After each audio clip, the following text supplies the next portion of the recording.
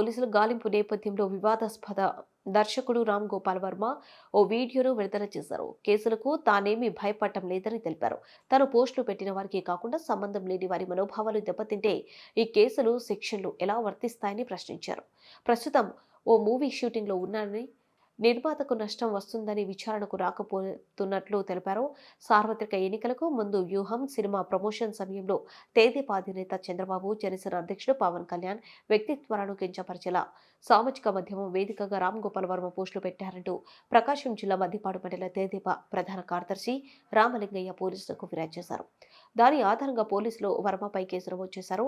విచారణకు హాజరు కాకపోవడంతో అరెస్ట్ చేసేందుకు యత్నిస్తున్నారు.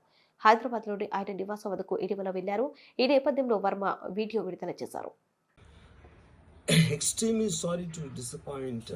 అంటే ఇప్పుడు ఏదో ఉనికిపోతున్నాను, మంచం కింద కూర్చొని ఏడుస్తున్నాను అని అందరూ what ever the media speculating, వాళ్ళందరికీ చిన్న డిసప్పాయింట్మెంట్గా ఉండొచ్చు వీడియో.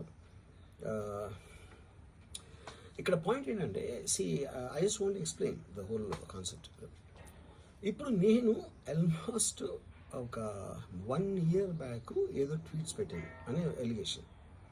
ఆ ట్వీట్స్ ఎవరో మనోభావాలు దెబ్బతిన్నాయి. ఇక్కడ విచిత్రం ఏంటంటే 1 year బ్యాక్ పెట్టిన ట్వీట్స్ 4 డిఫరెంట్ ప్లేసెస్లో, 4 డిఫరెంట్ జ్యూరిస్డిక్షన్స్లో నలుగురికి ఒకే 3-4 రోజుల వ్యవధిలో వాళ్ళ మనోభావాలు దెబ్బతిన్నాయి. వాళ్ళు ఆ పరంగా కంప్లైంట్ ఇవ్వడం, కేసులు పెట్టడం జరిగింది. ఇక్కడ పాయింట్ 1, ఎవరి మీద అయితే నేను పెట్టానని వాళ్ళు చెప్తున్నారో వాళ్ళకి లేదు, ఎవరో థర్డ్ పార్టీ, అసలు సంబంధం లేనివాడు. సో ఆ కాంటెక్స్లో అసలు ఈ కేసు ఎలాగా, ఈ సెక్షన్స్ ఎలా వర్తిస్తాయి అనేది అప్పుడు ఆబ్వియస్గా నాకు వచ్చే అనుమానం కానీ, నాకు కానీ నా మనుషులు కానీ, ఇది ఒక పర్సిక్యూషన్ చేయటానికి ఒక పద్ధతి ప్రకారం ఉన్న అలౌబుల్ లాస్ని వాడుతున్నారా, లేకపోతే ఇప్పుడు వరల్డ్ ఓవర్ ఒక ఫినామినా ఏం జరుగుతుందంటే, పొలిటికల్ పార్టీస్ వాళ్ళు they are weaponizing the systems of the police. అది అమెరికాలో జరుగుతుంది, యూరోప్లో జరుగుతుంది, ఇక్కడ కూడా జరుగుతుంది. అప్పుడు నేను ఏ ఒక్క వ్యక్తిని, ఒక పోలీస్ ఆఫీసర్ని కానీ, ఒక పొలిటికల్ పర్సన్ కానీ నేను బ్లేమ్ చేయట్లా. I think it happens in certain ఒక ఏమంటారు దాన్ని, ఒక వే. అది అందరూ కూడా ఎంతో కొంత అది చేయటానికి టెంప్టేషన్ ఉండొచ్చు. But eventually there is the law of the land which will take the final call. So అది that I completely agree, believe in that and I abide by that as a citizen.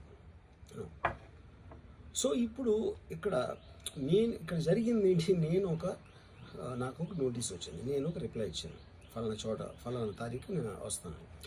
అప్పటికి నాకు జరుగుతున్న పని ఒక ongoing schedule ఉంది కాబట్టి, నాకు film work ఉంది కాబట్టి అవ్వలేదు. అండ్ ఇట్ ఈస్ వేరే ప్రొడ్యూసర్కి చేస్తాను, ఆ ప్రొడ్యూసర్కి నష్టం వస్తుంది కాబట్టి నేను మళ్ళీ టైం అడిగాను.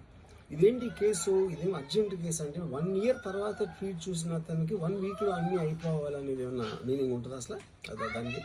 So which basically means it is